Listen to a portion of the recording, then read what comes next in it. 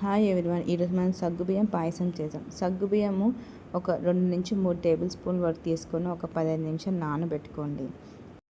గిన్నె తీసుకొని ఒక హాఫ్ లీటర్ ఆవు పాలండి. ఆవు పాలు ఇవి చిక్కగా పలసగా ఉంటాయి కాబట్టి నీళ్ళు అనేది వేయకండి.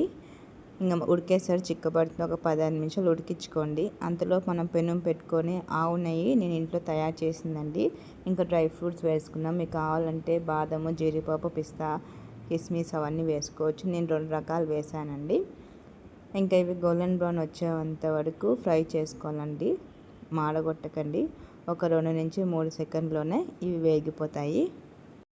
చూడండి, వేగిపోయాయి. ఇంకా నేను ప్లేట్లోకి సర్వ్ చేసుకుంటున్నాను. అదే పెనంలో మనం సేమియా 1 కప్పు తీసుకొని అదే దాంట్లోనే నెయ్యి కూడా నేను వేయకుండా ముందుగానే ఎక్కువ వేసేసాను అనేసి నేను మళ్ళీ వేయలేదు, అదే సరిపోతుంది.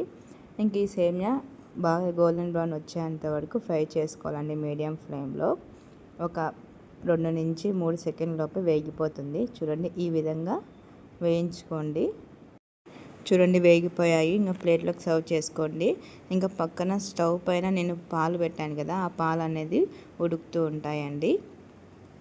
చూడండి, ఇంక ఇవి సర్వ్ చేసుకొని ఇంకా మనం పాలు చూద్దామండి.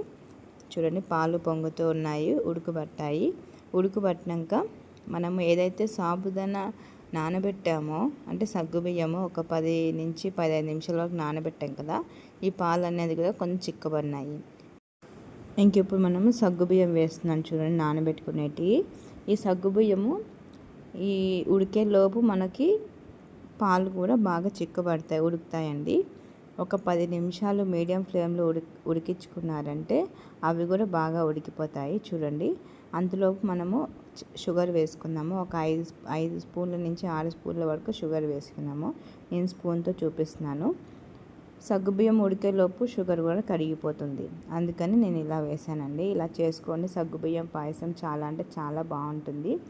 ఒక 10 నిమిషాలు ఇలా ఉడికించుకున్నారంటే సరిపోతుంది. సగ్గుబియ్యం కూడా ఉడికిపోతాయి మీడియం ఫ్లేమ్లో. చూడండి, పెద్దగా అయిపోయాయి. ఇంకా సగ్గుబియ్యం ఉడికినాక మనము సేమియా వేసుకుందామండి. సేమియా నిదానంగా వేసుకోండి. చూడండి, పొంగొస్తున్నాయి పాలు అనేది.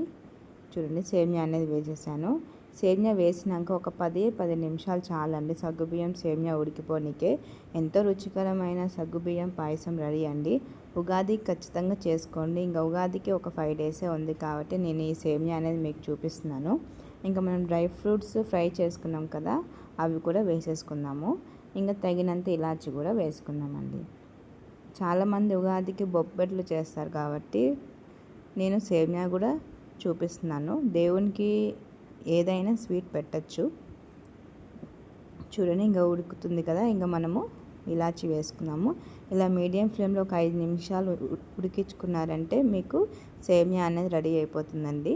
చాలా అంటే చాలా బాగుంటుంది. సింపుల్గా ఈజీగా ఒక 10 నిమిషాల్లోనే అయిపోతుంది. ఖచ్చితంగా ట్రై చేయండి. మా ఛానల్ లైక్ చేయండి, సబ్స్క్రైబ్ చేయండి, షేర్ చేయండి. ప్రతి ఒక్క వీడియోస్ నేను పెడుతూ ఉంటాను.